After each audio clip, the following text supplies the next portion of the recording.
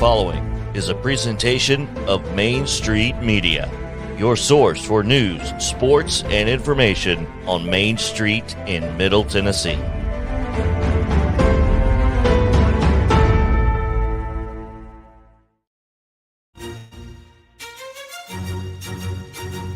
Time now for Main Street Preps This Week with your hosts Russell Venozzi and Tyler Palmatier, looking at prep sports all across Middle Tennessee. Now to our hosts, here's Tyler and Russell. Welcome back to another episode of Main Street Preps This Week. I'm Russell Venozzi, joined by Tyler Palmatier, and we are on district tournament overload at this point. There's just tons of events going on, and so we're going to update you guys a little bit on that. Hit some of the other top headlines, talk to outgoing TSSAA Executive Director Bernard Childress, who is going to retire this summer. So fun show lined up. Tyler, you ready to do it? Yep, I'm as ready as I'll ever be, Russell. He's hanging in there with a little bit under the weather, but we appreciate him for powering through here. These allergies, man, they've triggered a pretty brutal sinus infection, but that's to be expected. It's that season. Yeah, the pollen is just out of control out there. But anyways, Tyler, on Tuesday night, it was a pretty crazy finish there in a couple of those Metro Nashville soccer district tournaments. We had Hillsboro beat Overton, the number one Overton in that district, 2-1 in double overtime. And then there was also Green Hill that pulled a slight upset over Martin Luther King Magnet in overtime as well to advance. So we're looking at some championship games now on Thursday in those Metro soccer districts. Traditionally, some pretty strong leagues. In District 10 AA, you're going to have Valor College Prep taking on Green Hill. In District 10 3A, Hillsboro, who pulled off that upset over Overton, is going to take on Antioch. And in District 8 1A, STEM Prep is going to play Merrill High, two state tournament contenders there for sure. Tyler, what'd you make of kind of the couple of those results though from Tuesday night? A little bit surprised there by a few of them. Yeah, well, first of all, just great drama. If you're, you really can't beat that kind of action in the postseason. MLK was kind of a team in Metro that I had sort of circled as, they've had a great season. You're talking about a win over NBA, just a handful, or just several losses. Whit Campbell has done a great job slowly. I shouldn't say slowly, but making that program part of the conversation. That was a wacky result. Green Hill had won that first, MLK had won that first meeting with Green Hill 2-1. And Green Hill won the first meeting with Valor. I think between Valor, MLK, and Green Hill, you're probably talking about three teams that are probably region caliber. It just sets up as one of those districts where they're not all going to advance. So it's kind of a tough break, just going to be a tough break for somebody, and MLK kind of found its way on the outside there. But that was a really good team. That was a really strong team this year for the Royals. So just kind of tough how it goes. 1-1 in regulation, then you lose 4-3 in PKs. It's just tough to go down in PKs, or penalties in any sport that involves them. So that's the way it fell, though. Pretty interesting how that league finishes up too, with Valor College Prep and Green Hill, both programs that have really only had, 2 full seasons now of varsity soccer. They're both going to the regional tournament, and the winner of that game will be in the driver's seat moving forward. So definitely something to keep an eye on there. And Hillsboro as well. They only scored 2 goals in that overtime win on Tuesday night, but I think they've scored over 70 for the season. So a prolific offense there. And of course, they get to host the championship game there at their beautiful new flex field. So that should be a fun one on Thursday night against Antioch as well. But flipping over to baseball now. Speaking of district tournaments, we've actually got some private schools that have already wrapped up region tournaments. Just the nature of their postseason, it happens a little bit sooner. But CPA and Grace Christian Academy have already won Division II Middle Region baseball titles. Both those leagues were really competitive. CPA edged NBA on Sunday, on Mother's Day, for that championship. And then I was at the Grace Christian win over Good Pasture on Tuesday night for the Middle Region title in Division II Single A. And that GCA team, that's another school that's relatively new to the varsity scene. I think they've had a team since 2016 that's played in the TSSAA. So they made the state tournament once in 2019, and they are definitely looking to go back this year. I would peg them maybe as the favorite. I think Good Pasture, in fairness to Good Pasture, it wasn't exactly the the top line pitching matchup on Tuesday night. So there were some home runs, and the score got out of hand a little bit early. But I think GCA and Goodpasture are right there in the mix for that single A, state conversation, and then CPA, MBA. They're both in good spots to get the spring fling. Lipscomb is going to have a little bit of a tougher road because they got third place in the middle region in Division II AA. So they are going to have to go on the road to Memphis University School this weekend. And then after that, they would have to play MBA. So we'll see how that shakes out. But CPA and GCA both have a little bit of off time now before they and Goodpasture and MBA too as well. They both got buys. So a little bit of off time there this week. And then we'll see how it goes next week and maybe who can get to spring fling there in the private school baseball leagues. Yeah, that Grace Christian score against Goodpasture really caught me off guard because Goodpasture has played really well. And I saw your tweet. It was 8-0 after 2 or after 1, 3 2-run homers to start the game. That'll work. That's a great way to start any game, let alone postseason championship one. So they must be really good. I haven't seen them play, but Goodpasture is a good ball club based on all accounts. Yeah, I think between those two, I'd say I'm not as sure about the AA league. I know there's some really good teams in Chattanooga and Knoxville, Memphis, but I feel pretty decent that in that Division II single A that there's a chance that those two teams, could meet again. For the championship. So we'll just have to see there. Finally, flag football season also wrapped up on Saturday. The Williamson County Pilot League. It was a really cool backdrop there at Nissan Stadium. And Tyler, you got to be there to cover it. Yeah, we're going to hit on this later in the show a little more in depth, but all accounts that season went better than expected. The enthusiasm was really high. I think that had to do with it being at Nissan a little bit, but the sport looks like a home run. It just got rave reviews. Pretty decent crowd. I mean, for a sport in its first season. So we'll dive into some of that a little bit later. But Saturday was awesome. Kind of drab weather, kind of cloudy and cool, but you couldn't tell. I mean, it was the morale was up there. It was above the Nissan Stadium lights. The morale was that high, Russell. Well, that certainly looks like a lot of fun, and looking forward to that conversation in just a minute. But first, we're going to take a break and then come back with a conversation with Bernard Childress.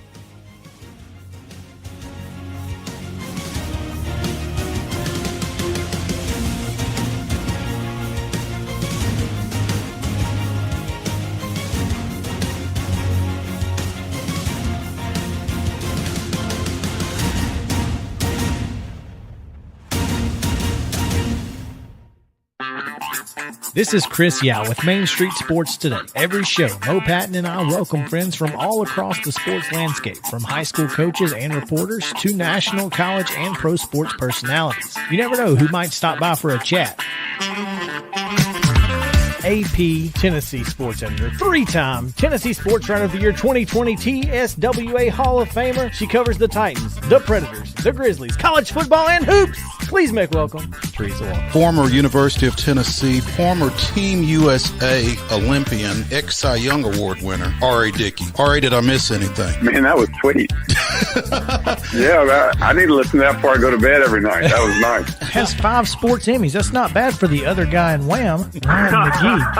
The other guy in Wham married the best looking girl Bananarama, so the other guy in Wham had a pretty good life. From preps to pros, we're taking on the sports topics you care about. Tune in across Main Street Media social platforms at 2 p.m. or on demand on your podcast distribution platform of choice.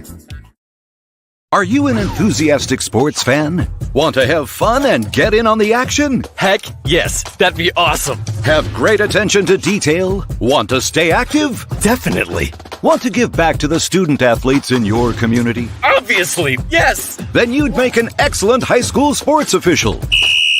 We need more officials in Tennessee. Because with no high school officials, there are no high school sports. Sign up today at highschoolofficials.com.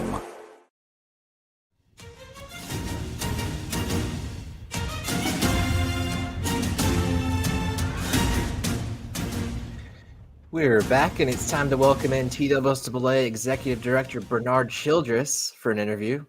Bernard, thanks for joining us this morning. Hey, thanks for having me on. Absolutely. And Bernard, it's been a little bit more than a month now since you announced your retirement. Are you at peace with that decision? And is it bittersweet at all to know you're leaving in about a month and a half? Well, yeah, I am at peace with it, and I've thought about it for quite some time, and been praying about it and talking with my family about it. So when I made the decision, I was definitely at peace with it, and I haven't, looked back whatsoever. And I think the thing that gives me the most peace is that, people always talk about who's in charge, the leader, because someone has to make the final decision. But I'm at peace because I know that I'm leaving an organization and leaving 18 people behind me that are dedicated to high school, middle school sports and dedicated to young people. And I just feel like they will do a fantastic job regardless of whether I'm there or not. Hey, Bernard, this is Tyler. I know you're busy in that position as the executive director, but besides that, what's something about that position with the TSSAA that people might not fully understand or might not appreciate? Well, Tyler, that's such a great question. And I think the big thing that I found over the years in my position is that people think that executive director's title gives you more power than what you actually have. And as far as decision making is concerned, we have a TSSAA Board of Control, we have Legislative Council, and those are 12 individuals from across the state, principals and superintendents across the state, elected by the schools in their athletic district, and they run TSSAA. They are the ones that, we make recommendations, but every rule change, everything that happens has to go through either the Board of Control or the Legislative Council. And but they hold us totally responsible for doing what our schools want. And so I think people say, well, you can just make any decision that you want to make about any situation, and that's so far from the truth. We have to do what our schools expect us to do because this is their organization. They write their own rules, and they just ask us to enforce what they want. Can I follow up here, Bernard? Just before we kind of move ahead, Sure, absolutely. What are you going to do with all your time? What's next for you? Well, I think, after 41 years in education, I said, to our board when I made the decision to, announce it publicly, I said to them, I have 41 years, 41 great years in education, dedicating my life to helping young people. Now it's time for me to dedicate my life to my family. And so I do plan to spend a lot of time with my family. My wife and I plan to travel a little bit, and do things with my grandkids. I have two young grandkids, a 4-year-old and a newborn that was born in January. And I'm just looking forward to spending time with them. And I've said to our staff, I really look forward to going to high school games and really enjoying the games and championships. There are times at championship events where I am so busy with not just the championship, but things that are happening on the outside, that needs to be taken care of. And I never even get to enjoy the games, And so I'm looking forward to, attending some games and just sit down and enjoying it. Yeah, that'll be nice to just sit in the chair and not have to run off and, worry about 10 other things. So I'm sure. And then you've also certainly earned a vacation by now, Bernard. And speaking of that, Maurice Patton wrote an article for our site last month when you announced your retirement, and you kind of mentioned the 24/7 nature of the job and that you're essentially on your phone or checking email all the time. And I know you knew what you were getting into when you signed up to do this job, but especially these last few years with everything that's gone on, I mean, just how taxing is that to kind of have to always be plugged in basically all the time? Well, you're exactly right. I mean, that's what you sign up for, and you got to be dedicated to that. I have no problem with that. It will be, interesting, especially when you that you don't. I find myself just checking my email every 15 minutes or so, answering phone calls. I have no problem with that because I know that's what the job requires. If you're going to do it right, that's what the job requires. But to get away from that, it'll be different. I can tell you it will be different. But I think I'll enjoy the time doing some other things that I like to do. Bernard, when you look back on your career as the executive director of the association, when it's all said and done, you're looking at those achievements and highlights. How will you view your work that you did during the height of the pandemic, when your title or your role really seemed as vital as ever because it was so difficult just to keep sports moving or not moving in some instances? Yeah, and it's amazing that we go back to that and we talk about it all the time. I think we were actually having a conversation in our office yesterday about how it was so taxing and so demanding because everything was changing so rapidly. And I can remember being on the phone, of course, with our team and trying to make decisions based on current information that we received. And then we would say, okay, this is what we're going to do. This is what will work at the current time based on the CDC recommendations. An hour later, it would change after we thought we had it, in place. I think the most disappointing thing to me that I still think about is I was disappointed when we had to call off, of course, semifinals with the girls in the boys state championship. But, those kids had a season. But when we had to come back and tell all of those spring sport athletes who had prepared, especially those seniors who were looking forward to playing their last high school year of spring sports, that they were not going to have a season, I can tell you guys, I haven't gotten over that yet. It personally affected me in a way that I just don't understand. But that's my personality. I was just like, is it something else we could have done? I know it's nothing else we could have done, but it's just having to tell those kids that I know they learned a valuable lesson. Those kids went on, and I'm sure they're in college, and out in the workforce, being successful, but having to call off that spring season was very, very disappointing to me. Yeah, it's really tough just because there's no redshirt year in high school, unfortunately, like there is in college. So tough way for all those seniors to go out. But Bernard, you mentioned you feel like you're leaving the organization. Oh, go ahead. You mentioned you feel like you're leaving the organization. That's a question. Oh, yeah. Sorry about that. You mentioned you feel like you're leaving the organization in a good place, and obviously Mark Reeves was selected almost instantaneously to be your successor. Only the 5th executive director in TSSAA history. So, I mean, what about Mark do you think makes him a good selection for that role? Well, I think Mark is just his personality. Mark is very dedicated to young people. He's been in education. He and I were talking yesterday. He and I pretty much followed similar paths. Started off as teachers and coaches, and he was an assistant principal.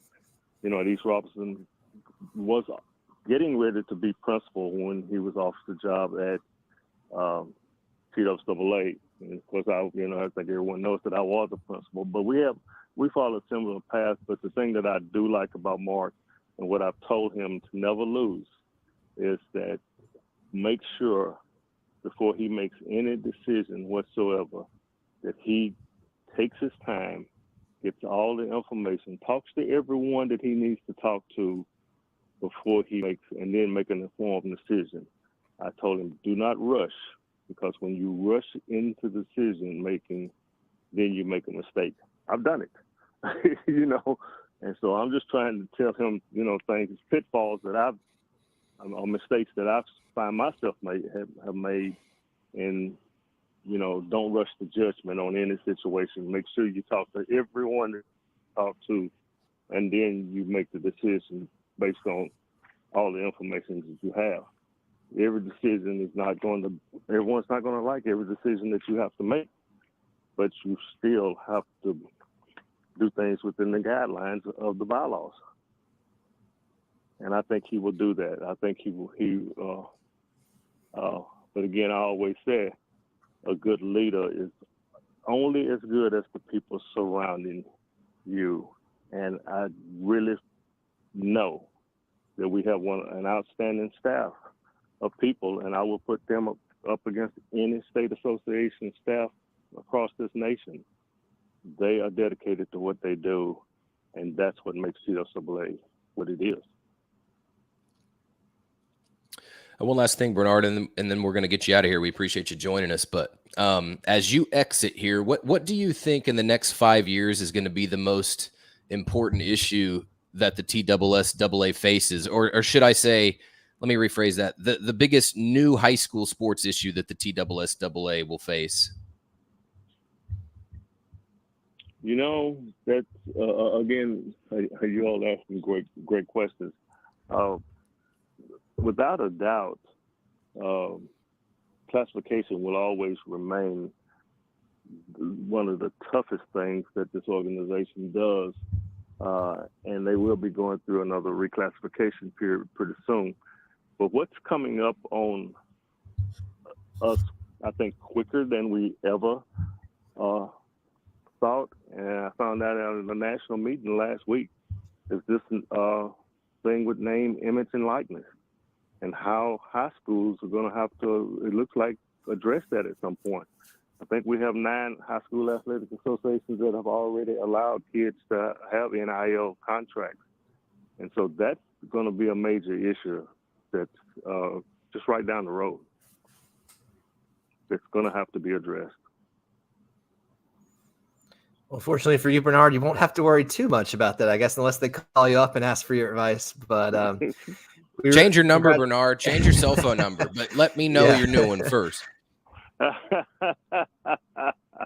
don't plan on changing my cell phone number. Like I told Mark, the thing that I will guarantee him is, if he has any questions whatsoever about anything, I told him, you feel free to call me. I'll be glad to talk to him about anything whatsoever. I just feel like, he'll do a great job. That staff is going to do a fantastic job.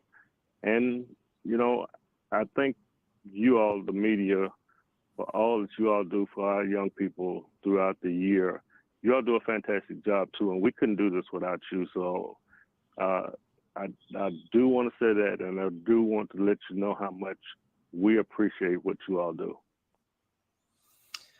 Well, thanks for that, Bernard. We appreciate you for that as well. And congrats on a great run at the TSSAA. Best of luck over these next 6 weeks as you're kind of putting the bow on your career there, and looking forward to some off time ahead. It certainly well deserved. Well, thank you all. Thank you so much for what you do, and just keep on doing what you're doing. And I said to my staff all the time, our job is to make sure, and I pray this every morning, that God gives us the strength to do what he wants done for young people across our state and across this nation. And as long as you keep that attitude, I think everything will be great. Well, Bernard, thanks again for joining us. And again, best of luck in retirement. We appreciate it.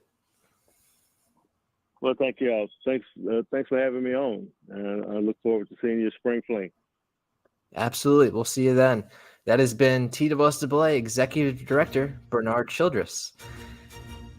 And we will come back with one final segment in just a moment.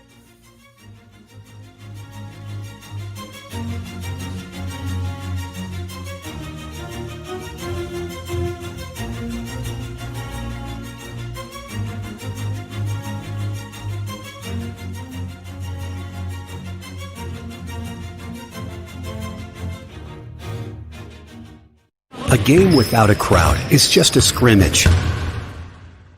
A performance without an audience is just a rehearsal. Without your presence, high school sports and the performing arts aren't possible. Ensure that these essential extracurricular activities continue to enrich the lives of students in Tennessee. Purchase a ticket to your local high school's game or performance. This message presented by the TSSAA.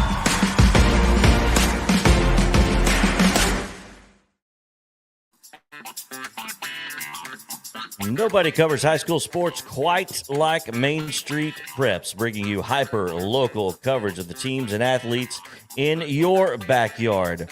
Wherever your Main Street is, well, we got a podcast for you. The Sumner County Sports Podcast with Zach Womble.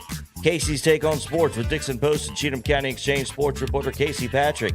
The MSP North Podcast with Brady McAtamney and Blaine Keller, covering Montgomery and Robertson counties. The Main Street Preps this week with Russell Venozzi and Tyler Palmatier with a back review of prep sports in Middle Tennessee. Find the latest prep sports news from your Main Street at mainstreetpreps.com and find these podcasts dropping weekly on these Main Street Media social platforms. Now, back to our host of Main Street Preps this week. Here's Tyler and Russell. You know, Tyler, something I was thinking about when I was looking at the videos and the pictures from Nissan Stadium last Saturday with the flag football championships is that it's great that Williamson County has this going, but I'm sure everybody else is going to want to do this now too. I mean, look how cool this is. And certainly, we expect it to grow. It's not a sport that requires a whole lot of startup costs, something like lacrosse. There's kind of a barrier to entry on the equipment. It's expensive. Ice hockey. Obviously, you have to have sheets of ice, and there's just not enough of those in Tennessee. But flag football, everybody's already got a practice field in place. Everybody's already got assistant football or head football coaches willing to help. You can borrow some footballs from the football team. You really just need uniforms and a schedule, right, to make this happen in other places. Yeah, although I will correct one point that I think if East Nashville football coach Jamal Stewart is listening, not everybody in Metro has a practice field. They actually go to a middle school to do that. It's kind of a tough thing they work through. And the reason I bring up Metro is because the chatter is that is where flag football is headed next. Now those conversations have kind of taken place initially. Metro Athletic Director Mark North told me on Monday, there's really nothing official, but the momentum certainly does seem to be pushing that way. But even so, I mean, I didn't mean to poo-poo on your point there. I guess I was just thinking, I was literally just talking to Jamal about that yesterday because they're going to resurface their football field because they don't have a practice field, but that's a completely different day in conversation. But everything you said is accurate. That sport is an easy startup. And maybe the one thing that other counties have now they didn't before was Williamson County's experience putting it on. The support is great. The Titans are behind it. TSSAA is behind it. Williamson County now can show people how to start up a sport, which is not it's not a new thing. I mean, it just doesn't happen all the time. And it's low cost. I think it went so well in Williamson County. I think it's given not just a blueprint to how to do it, but I think there is some confidence that it can be done. And so, yeah, we're going to see it grow, Russell. I mean, I'd be stunned if we don't. There's opportunities at the next level for it in college. We're seeing more women get into football in general. There were 12 women coaches in the NFL this last season. You don't have to be a middle linebacker for the Saints. As a woman to be in football, it's a sport that's becoming more inclusive every day. So, and beyond all that, it's just, if you talk to a bunch of people that play or coach it, it's just fun.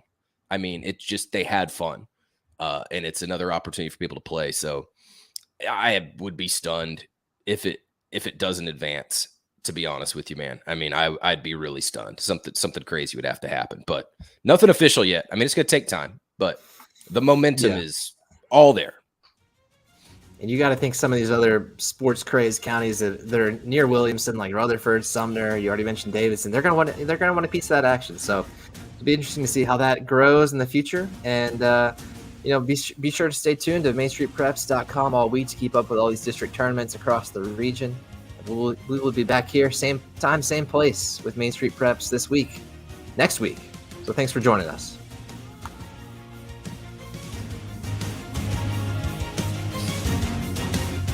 This has been Main Street Preps This Week with your hosts, Russell Venozzi and Tyler Palmatier.